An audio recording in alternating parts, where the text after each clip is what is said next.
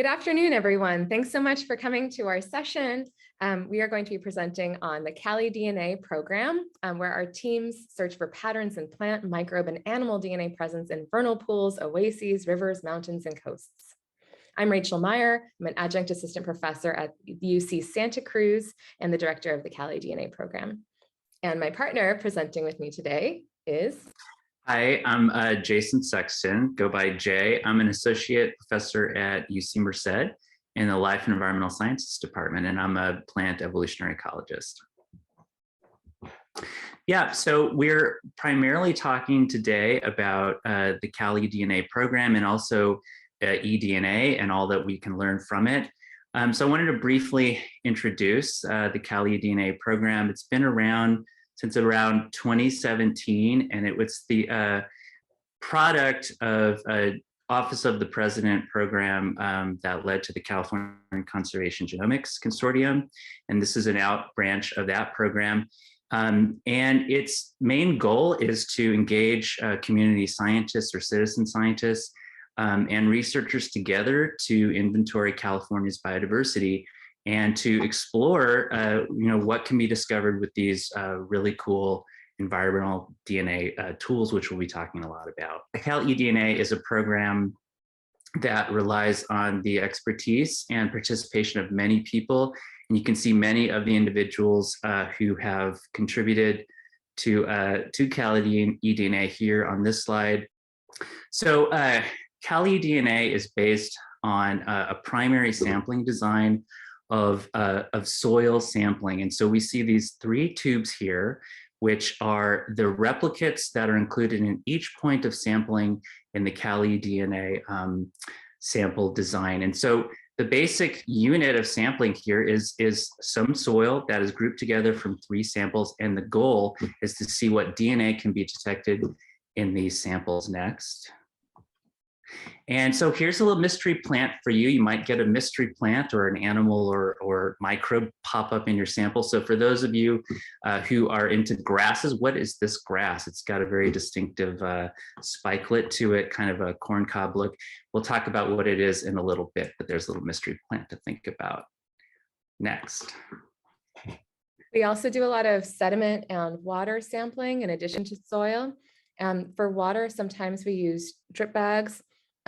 We also use plankton tow nets, and these are common methods that we try to apply across all of the different projects that we have going on. So that way, it's not our sample collection method that varies. We can actually just compare biodiversity. And some of the grassroots projects are about rivers or wildfire recovery of different habitats, but there's projects that are in the that are focused on invasive species removal, that are in the desert, looking at Mojave Springs. We have projects focused on lagoon biodiversity, vernal pools, and California-wide patterns. And what we do is we try to get all of our environmental DNA information from these bioblitzes, where we go out with the public and collect these soil, sediment, or water samples, and then take those samples back to the lab, sequence them, and then put the information online pre-publication, so as rapidly as possible, so that the public can weigh in again on what they think those biodiversity patterns are. And then we can start deeper collaborations and hopefully publish papers together or take on new management projects or make recommendations on different management strategies. So here are some pictures from the field. It's usually really easy to collect the eDNA samples, and it's a lot of fun to get out in nature and also complement every eDNA sampling event that we have with bioblitzes using iNaturalist or eBird or whatever the different communities that are volunteering with us prefer to use to be able to do naturalist activities and inventory biodiversity with their eyes, with their ears, with their nose. When we take things back to the lab, we apply metabarcoding techniques. This is where we amplify different diagnostic pieces of DNA for different components of the tree of life. So bacteria and archaea will amplify the 16S locus in DNA.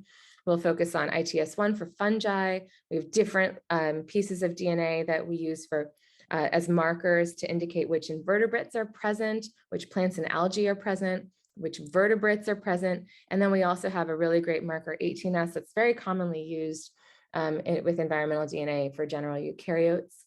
And so from this one little tube, we get all of this biodiversity through metabarcoding. Just to go into a little bit more detail on what metabarcoding is, we take our barcoding region that is unique to different species. So it's almost like a barcode is unique at the grocery store. And the primers that we'll use for PCR will anneal to regions of the genome that never vary across species, but they amplify within them a region that is super, super variable, that's different from species to species. And when you sequence a mixed sample like soil, you end up getting not one organism, but that region for everything that was in that sample. And what you end up with is hundreds to thousands of taxa on like the y-axis of this graph over hundreds of different sites. And you can see, sometimes you can see almost like a solid line across, where some taxa are extremely common. We can start to elucidate patterns where we see, oh, these are like almost ubiquitous in the environment. And some taxa are extremely rare, maybe a tardigrade or something like that. Okay, so now we'll talk about some of the example projects that are happening across the state, just a smidge of them. There are so many and they're so interesting. Next slide. So this first example occurs at the UC Merced Vernal Pool and Grassland Reserve. And so just a tiny bit of context, vernal pools, you probably know about them, maybe not. They're gorgeous, incredible, ephemeral, temporary wetlands. They host a great diversity of endemic species, plants and animals and otherwise. They're severely understudied. They also change rapidly. Next slide. So here's what a vernal pool may look like in the summer. And if this was the first time you visited a vernal pool, you'd be like, what's so special about them? But you might see here a threatened or endangered species pop up by the thousands. And here's your mystery grass that we introduced a few slides back. So this is Calusa grass, or Neostaphyia calusana. And here is Daniel Tays, a grad student at UC Merced, amazed to find thousands of them popping up in this playa pool on the UC Merced Vernal Pool Grassland Reserve. So this is sort of, this is the question that we're trying to answer a lot of the times is, can we detect something that's threatened or rare or sensitive or otherwise hard to detect throughout the year? Next slide. I just want to acknowledge the team quickly on this UC Merced project. The individuals shown here have been working together for several years, and we are working on a paper which is in revision right now. I'll show you a few slides of. Next slide. So the goal of this project was to bring community scientists together, and we did this several times over several years. We'd meet up on the reserve. Next slide. Okay, and in a vernal pool, we have different habitat zones or inundation zones shown here as bottom, edge, and upland, which is the grassland. And we were curious whether or not we could use eDNA soil detection techniques to differentiate these communities between these zones and between pools and between different sampling periods. Next slide. And yes, we could was the overall answer. So these are a couple of sunburst plots showing a couple of markers, data from a couple of markers. The sunburst plot on the left shows you some algae and some plant data, and Calusa grass was identified there in our samples. And we have several eukaryote taxa shown on the right. So initially, yes, this was a tool we could use. Next slide.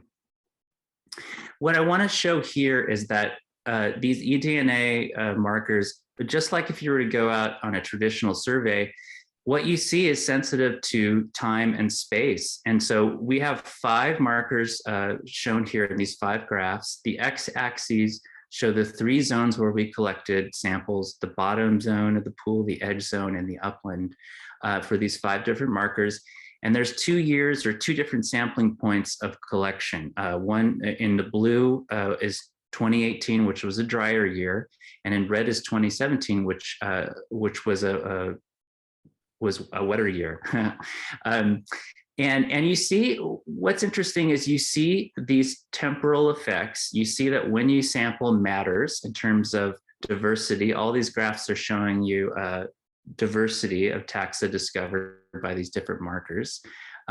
So when you sample matters, but where you sample also matters. So you see that the diversity changes depending on the zone you're sampling in. And then we have interactions. It matters in the habitat you sample in, but the time you sample that habitat. So these lines are going all over the place.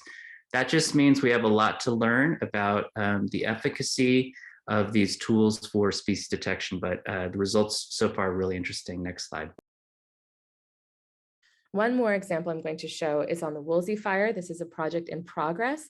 The Woolsey Fire happened a couple of years ago in the Santa Monica Mountains, and the lagoons are where all of the biodiversity that gets washed up in water, the DNA of that biodiversity that gets washed up in water flows into the lagoons and affects the lagoons. And so when we sample lagoons before the fire and after the fire, we see that there's different changes in the community types. This is a graph showing the community similarity, and they're really driven by different dominant plant taxa. So on one side of the graph, you have the samples that have lots of wild radish, and on the top side of the graph, you have samples that have a lot of Meliodas, Malacothrix, and Rus, the lemonade berry, which are native species. In the Los Angeles River, a different example, this is work partially done by Ariel Levi-Simons. He's going to be presenting later on, and Miroslava Mingia-Ramos and Anna Wirth and many, many others. We see in different seasons, if we look for ecological indicators from the environmental DNA data, we see different species show up by season. A lot of the California sagebrush signals and larger like trees and shrubs organisms show up as indicators of ecological health in the dry season. And in the rainy season, we should use different indicators. We actually should use a lot of algal indicators. And of course, wild radish varies completely along these ecological gradients. In the Russian River, we have a lot of samples that we've collected from along the river where much of the river is invaded by the water primrose, Ludwigia. We don't know exactly which species of Ludwigia it is, but we detect it enough times so we can actually deduce really rich ecological co-occurrence networks and find other species that are associated with Ludwigia that might give us an idea of how it's so damaging to the environment. What else is it associated with and bringing in? Okay, and so I think we just want to end with an example of how these eDNA tools are really useful across broad geographical space to understand biogeographic patterns as well, as Rachel mentioned. So here's a study looking at the microbial biogeography in California vernal pools again. This is a study led by Dr. Jorge Montiel Molina, and it focuses on California and Baja California vernal pools in the wet and the dry season. Next slide. And there's a picture of Jorge, he's a fungal expert as well. Next slide. When we look at soil versus water versus even wet soil, we can get different detections of species.